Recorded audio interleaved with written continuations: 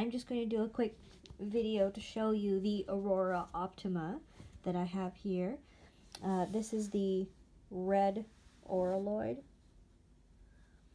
You can see it's just a flat top pen. There you go. Okay, I'm going to switch angles now. Just wanted to show you, you know, from like the paper view. Not pay-per-view, but the paper angle perspective. Okay.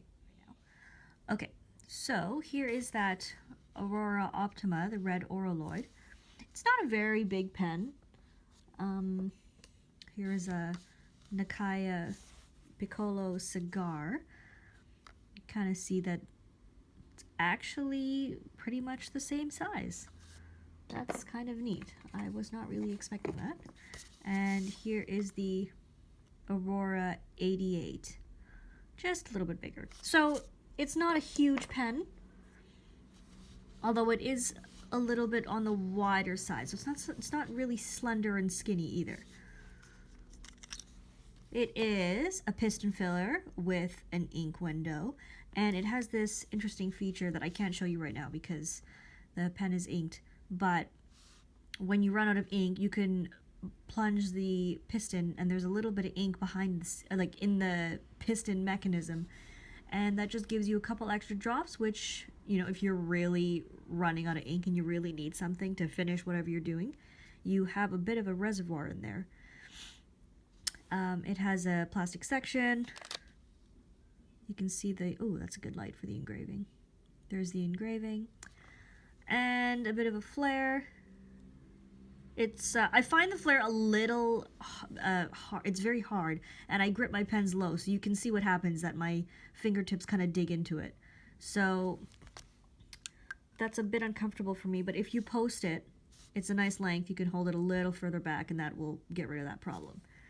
So here's the nib. Let me see where my stuff is there. There's the nib.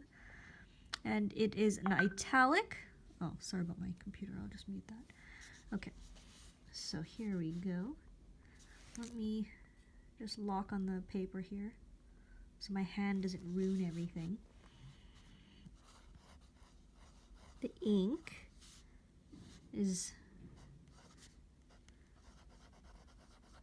Diamond Wild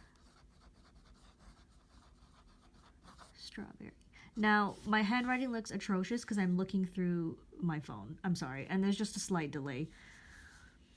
Okay.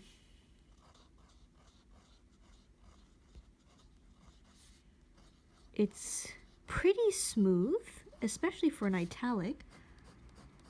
There you can see the variation. Now, it's not a sharp italic because when you write, if you rotate the nib a little, you still get lines. It doesn't just stop flowing. And some more crisp italics would either cut into the paper a bit more, or they just stop writing. But for example, like with round letters and stuff, where you put a bit of pressure on the edges, it still flows. So it's really nice, especially if you're looking for a more forgiving italic nib. Also fun if you want to practice calligraphy luxuriously. I mean, some of my favorite calligraphy pens are the Pilot Parallel pens, but I mean, let's be honest, they're not the most gorgeous things ever. This one is quite attractive. It's also not a hugely wide nib, so completely usable for daily writing. For if you want to like write cards or a letter, totally useful for that. Not so broad that it's like gushing wet, and not so broad either that, you know, you have to write or use like 3 lines per letter. Although I guess you could do that anyway. I really like it. I'm a fan of italic nibs and stub nibs and super broad nibs, so I mean, you have to consider that. If you prefer extra fines, it's going to be much wider, and most likely, most cases, it's going to be much wetter.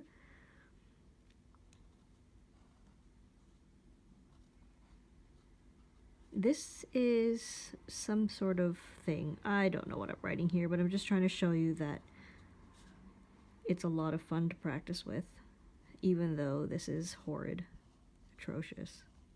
Oh well, room for improvement, right?